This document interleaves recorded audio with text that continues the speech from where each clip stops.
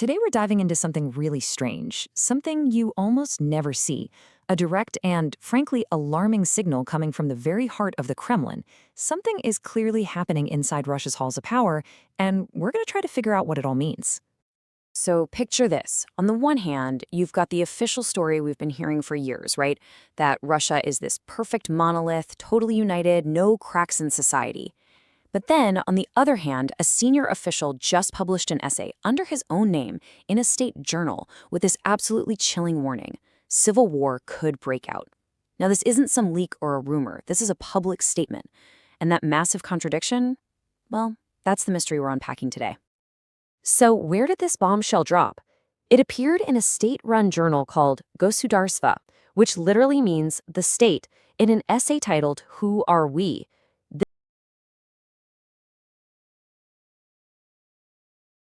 This is our first major clue, a publication so shocking it seems to break all the unwritten rules of modern Russian politics. Okay, so what was the actual warning?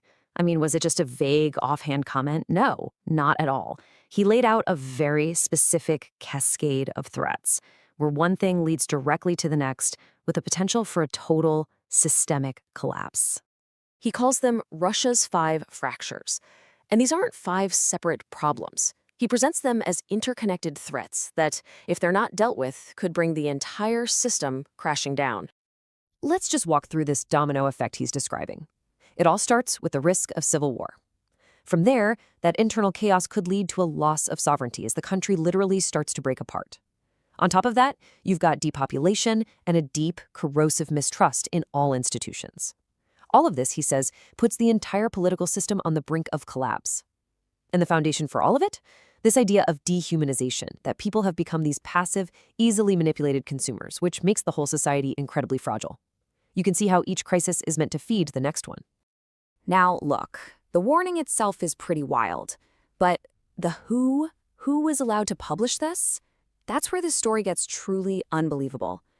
This is really the most critical piece of the whole puzzle. So who is this guy, Alexander Khrushchev? You might be thinking, okay, he's got to be some kind of brave dissident, right? Maybe a critic writing from abroad? Nope, not even close. And this is where the whole thing just goes off the rails. Khrushchev isn't a critic, he's a senior apparatchik, a high-ranking government bureaucrat. In fact, get this, he's the head of the department in the presidential office responsible for monitoring social processes. His literal day-to-day job is to track and prevent the exact kind of civil unrest that he is now publicly warning everyone about.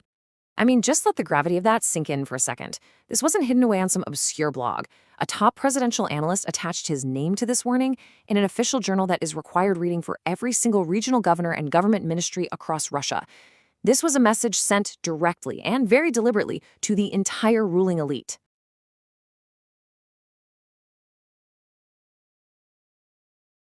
Okay, so that brings us to the million-dollar question. Why? Why on earth would a regime built on the very idea of absolute stability and control allow one of its own to broadcast such a profoundly destabilizing message from inside its own walls? Well, analysts have basically landed on 3 possible explanations. And spoiler alert, none of them are exactly comforting. Theory number 1. It's a controlled alarm bell. A message sent from the very top to the elites, basically saying, fix these problems or else. 2. It's a genuine leak of internal panic. Maybe Khrushchev's department is seeing some really scary data, and this is a desperate cry for help. Or, option 3, it's a major ideological pivot, a way of preparing Russian society for a new era of permanent crisis by officially killing the old narrative of stability. And you know, as wild as this all sounds, this isn't the first time something like this has happened. There's a really powerful historical echo here. And what came after the last one, well, it changed everything for Russia. Think back to 1998. A respected sociologist named Tatyana Zaslovskaya publishes a report warning of a coming social explosion. And what happened right after? A massive financial collapse, which paved the way for Vladimir Putin and the rise of the security state. So now, fast forward to today, a top analyst warns of civil war. The question is just hanging there. What comes next? All right, let's just boil this all down to its core. When a regime that's famous for silencing any kind of dissent not only allows but publishes a warning like this, from a guy on the inside, you have to know it's not an accident. It is absolutely a deliberate signal. So, really, it leaves us with two main possibilities, two ways to read this signal. And honestly, they're both pretty alarming. Possibility one, this is calculated fear mongering. The Kremlin is creating a sense of crisis to justify even harsher crackdowns. Or, possibility two, this is evidence of genuine fear inside the Kremlin, a sign that the fractures in the system have gotten so big that they just can't hide them anymore. But here's the thing, it almost doesn't matter which one it is, because the real takeaway, the absolute headline from all of this, is that the phrase civil war has now been officially entered into the Kremlin's political vocabulary. A topic that was completely taboo is now on the table, being discussed by the state itself. And that really leaves us with one final and, frankly, very chilling question.